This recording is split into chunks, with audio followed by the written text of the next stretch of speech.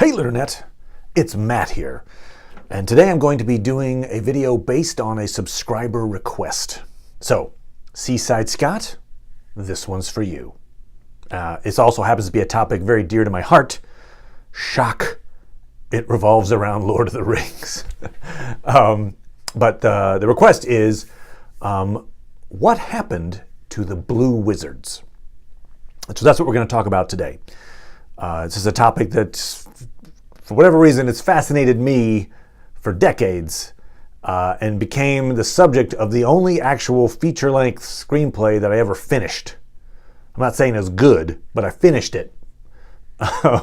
Whereas most, if you don't feel passionately about something, I don't know if you've ever written a screenplay, but what happens is you get your act one pretty easy. And then you hit page 30 and you hit this page 30 wall where you're like, I can't go any farther. Well, this one I felt passionately enough about that I pushed on through and finished it. And so I told my version of what happened to the Blue Wizards.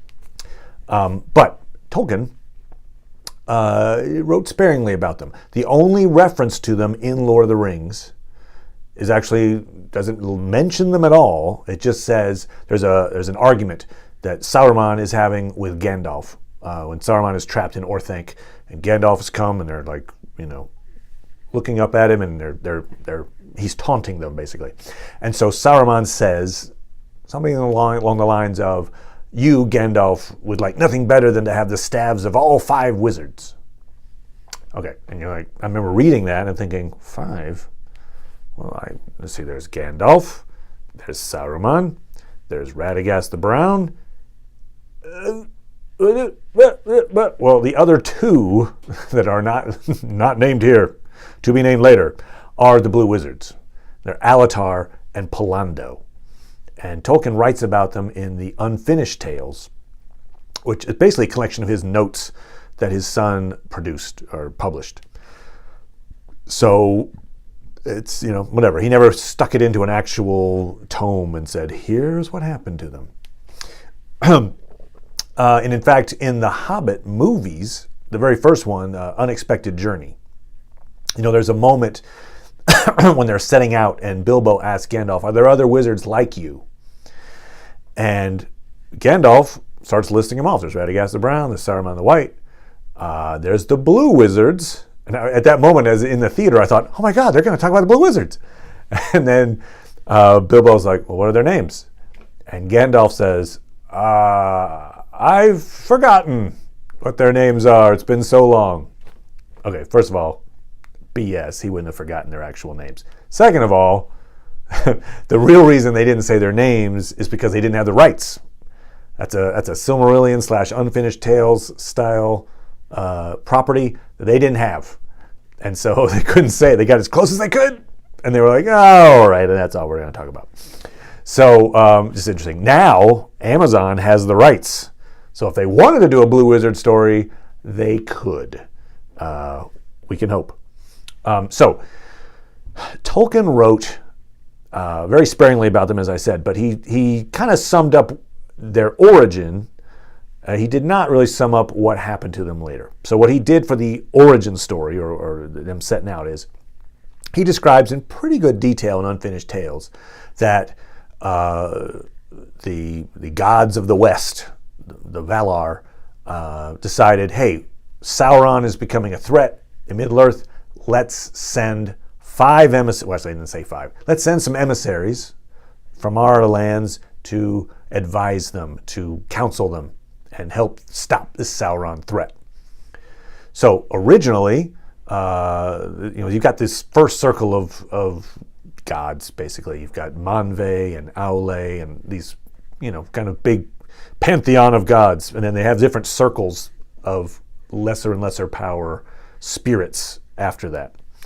So the big guys were like, I'm going to pick Saruman. It wasn't called Saruman at the time, but Saruman as we know him.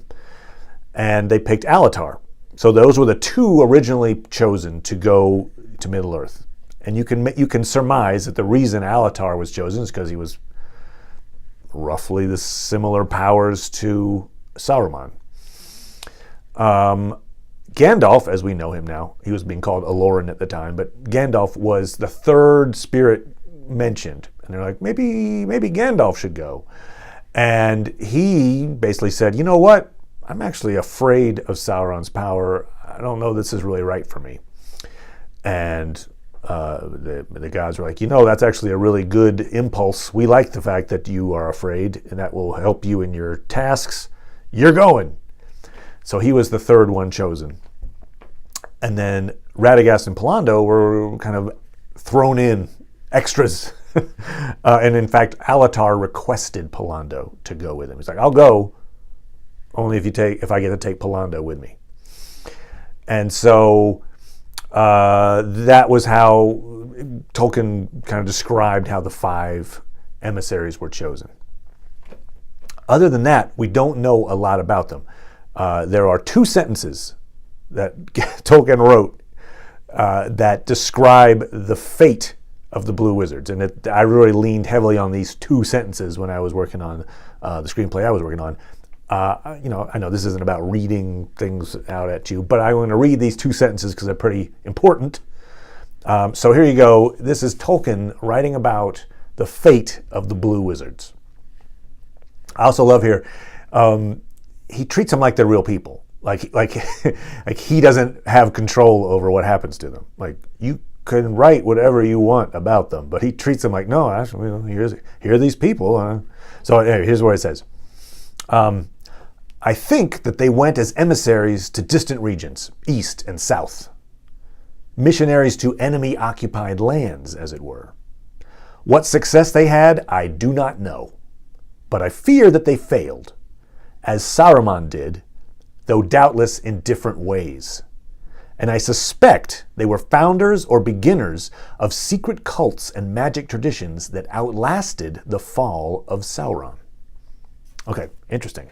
So we know from that Tolkien assumed they were going to go east, so more than just east to Middle-earth, but to the eastern portion of Middle-earth, that they were probably going to fail in what they did. We kind of know that because they weren't involved in the War of the Ring, although not for the same reasons as Saruman. So Saruman failed partially because he attempted to kind of co-opt. He was kind of the second in command to Sauron. He thought he could bring him in and then basically take over from inside.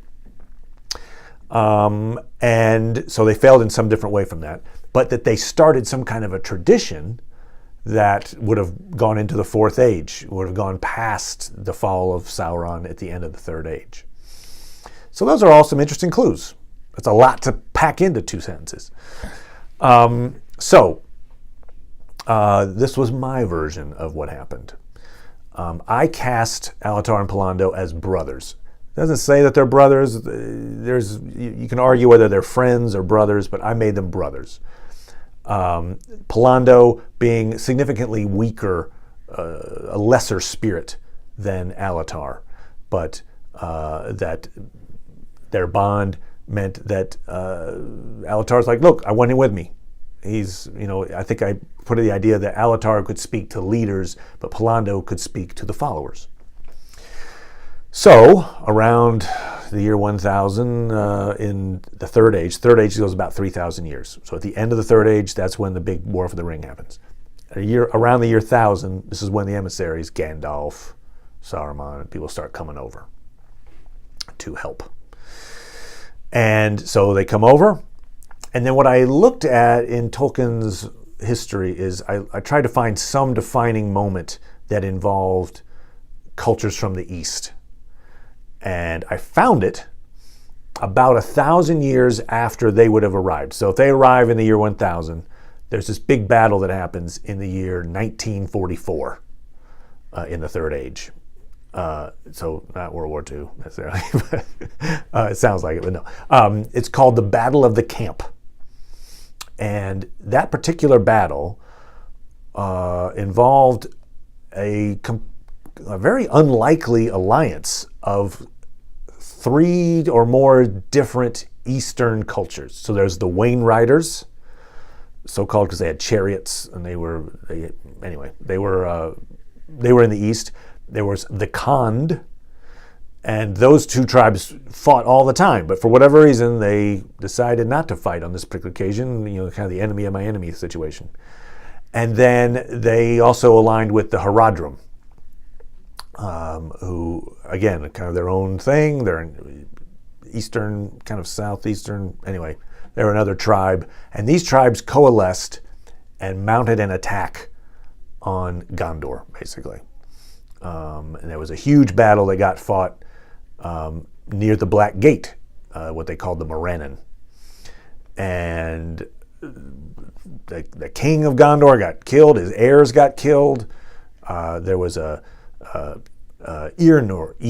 Yarnil was kind of the general who rallied the troops well enough to hang on and keep humanity alive in that moment. And he was the one that was kind of pronounced the new king of Gondor. So he and his heirs took over from there. But it was touch and go. It was a major deal, and it all was because these Eastern cultures teamed up and just about completed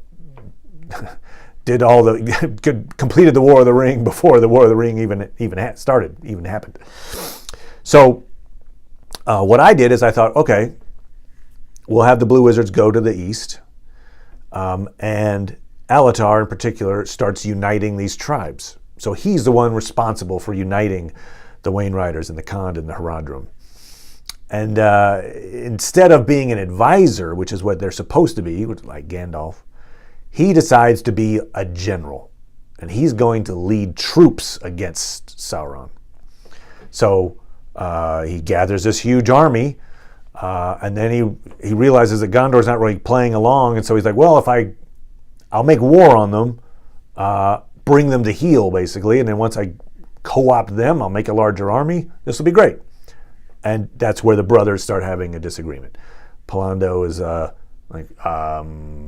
this is not really what we were sent here to do. You're completely screwing up our mission. And the brothers have a split. So Alatar is the general leading this vast army from the east, and Palando is advising the army from the west.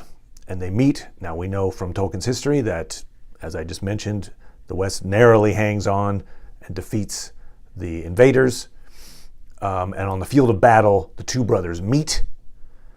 Alatar much more powerful than Palando is. And so basically Palando's point is that we weren't brought here to enact miracles and become gods. We were sent here to be advisors. You've corrupted this whole system. And so he basically says these staves, the magic of these staves is really what's distracted us from our mission. So he breaks his staff, and it's that act that destroys the brothers and kind of ends the conflict in some ways. And what I basically then alluded to is the fact that the unification of these tribes that Alatar started then does last into the Fourth Age, and they still worship idols that are like carvings of Alatar and that kind of thing. But that's essentially my thought. These two brothers, they come out. Alatar tries to become a military ruler. His brother disagrees with that, and the two of them have a conflict. And so the reason they're not around for the War of the Ring is because they destroyed each other, failing in their quest to help out the peoples, the races of Middle-earth. That's my theory on what happened with the Blue Wizards. If you've got some ideas on what you think happened with the Blue Wizards, were they still around during the War of the Ring, just in hiding? These are two of the most powerful creatures on Middle-earth at that time, if they were still alive. Why weren't they involved? It's a huge mystery. It's like, oh God, they could have been so useful, so impactful. Think of what they could have done to help out in the War of the Ring. So yeah, if you've got some thoughts on where they went, reasons why they didn't interfere in the War of the Ring, let me know. I really, really love to hear this particular topic. For whatever reason, really, really drives me. I'm really interested in it, and I would love to see Amazon tackle these wizards in their series, which now apparently is the most expensive television series of all time. They haven't even filmed it yet, but they're like over $1 billion now. So it's going to be something, and we will definitely be covering it on Dork Lords. So anyway, thank you very much. Subscribe if you want to get notifications. We're going to be talking about Westworld. We're talking about Legion. We're going to be talking all kinds of Marvel stuff. So come on back, and I'll be definitely talking about Lord of the Rings, especially as we get closer to this Amazon series. Thank you very much, everybody. Bye now.